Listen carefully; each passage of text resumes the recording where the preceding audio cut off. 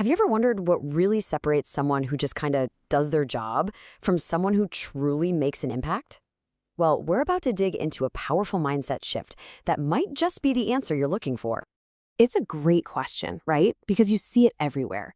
Two people, same exact job title, same hours, but one of them just seems to create this ripple effect of impact, while the other is just checking boxes. The reason for this isn't always skill, it's not always experience, it's something deeper. It really is all about their mindset. And it really boils down to two completely different ways of looking at your work. On one side, you have the worker mindset. This is about keeping your head down, following instructions, and getting through the to-do list. But on the other side, you've got the leader mindset. And this is all about creating direction and making a real difference. And this has absolutely nothing to do with your job title. So in this explainer, we're going to break down the 5 key principles that really define this shift.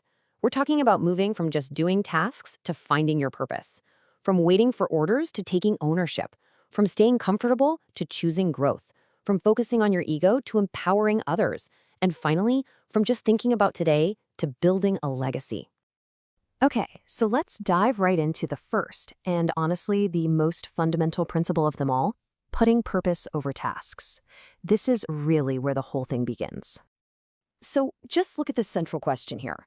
A worker often starts their day thinking about their to-do list, the what.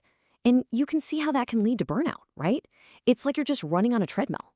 But a leader starts their day thinking about the mission, the why. And that simple shift in focus, it creates this incredible energy. It can turn even the most boring tasks into something that feels truly meaningful. You've probably heard this classic story, but it just brings this idea to life so perfectly. You've got two people doing the exact same job. One guy sees the task right in front of him. He's laying bricks. But the other one, he sees the grand vision his work is part of. He's building this magnificent cathedral. See the difference?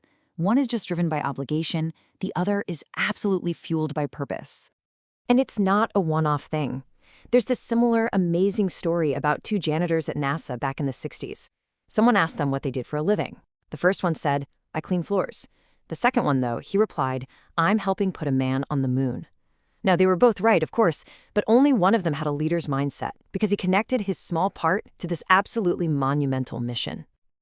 All right, let's build on that with our second principle, choosing ownership instead of just waiting around for orders. This is all about being proactive, not reactive. You know, this really just comes down to a shift in attitude. A worker might wait to be told exactly what to do, maybe even say those dreaded words, "That's not my job." A leader, on the other hand, is always looking for ways to contribute, asking, "How can I help?" See, ownership isn't about having authority. It's about seeing yourself as part of the solution, no matter what. Think about this story for a second. A guest's luggage gets lost. A hotel employee could have just shrugged and pointed them to the front desk. But instead, this guy took total ownership. He got on the phone with the airline, tracked it down, and personally delivered the bag. He wasn't a manager, but in that moment, he was absolutely a leader because he took responsibility for something that mattered. And if you need one quote to just perfectly sum this all up, this is it. It comes from a junior engineer who spent his own free time fixing a bug that wasn't even his direct responsibility. When his boss asked him why he did it, his answer was so simple and so powerful. Because it was our user's problem. He took ownership of the mission, not just his little piece of it. That is leadership in action. Okay, our third principle is all about choosing growth over comfort. And this one's a tough one because, let's be totally honest, who doesn't like to be comfortable? Comfort is, well, it's comfortable. But as we all know deep down, real progress, the good stuff, it just never happens inside our comfort zone. And it's not just a nice idea. We've got some fascinating data to back this up. A big Stanford study found that people with a growth mindset, those who see challenges as opportunities to learn, they outperform people with a fixed mindset by almost 40%. It's such a powerful reminder that feeling uncomfortable isn't a stop sign. It's actually a signal that you're moving in the right direction. Here's another way to think about it. A worker might see failure as a total disaster, a reason to just quit. But a leader sees it as valuable feedback. It's just data. I heard about a sales associate who was given a dead zone territory that literally everyone else had given up on. She saw it as a challenge, and within a year, she'd made it a top performer. She understood that the real danger isn't failing. It's not growing. It's standing still.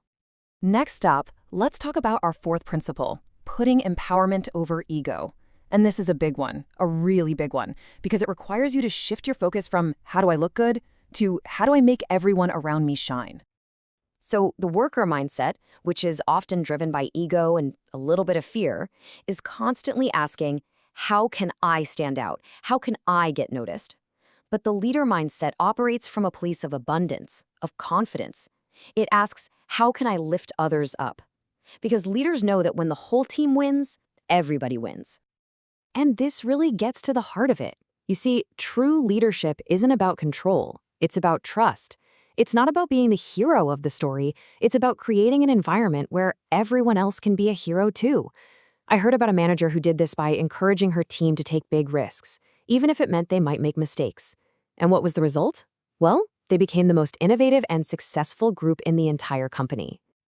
And that brings us to our final principle, choosing legacy over today. This is all about playing the long game. It's about building something that's actually going to last, not just punching the clock and getting through the day.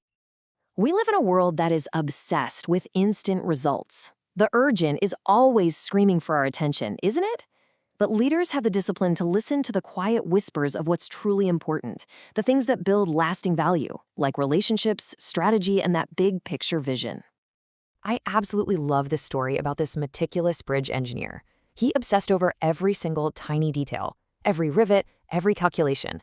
And when someone asked him why he was so intense about it, he said it was because one day my grandchildren might drive across this bridge. Wow. He wasn't just building for a deadline, he was building for generations. That right there is legacy thinking. So let's bring it all together. These 5 principles, they aren't just abstract theories, right? They are active, daily choices. You can choose to connect with your purpose. You can choose to take ownership, to embrace growth, to empower the people around you, and to build a legacy. And you can start today. And really, that's the ultimate takeaway here. Leadership has absolutely nothing to do with your title or where you sit on an org chart. It's not a position, it's a mindset. It is a choice you make every single day in how you show up, how much you care, and how you see your role in the bigger picture. Ultimately, the real difference isn't in what you do, but why you do it. So I'll leave you with this one question. Tomorrow, when you show up for work, are you going to be laying bricks or are you going to be building a cathedral? What will you choose to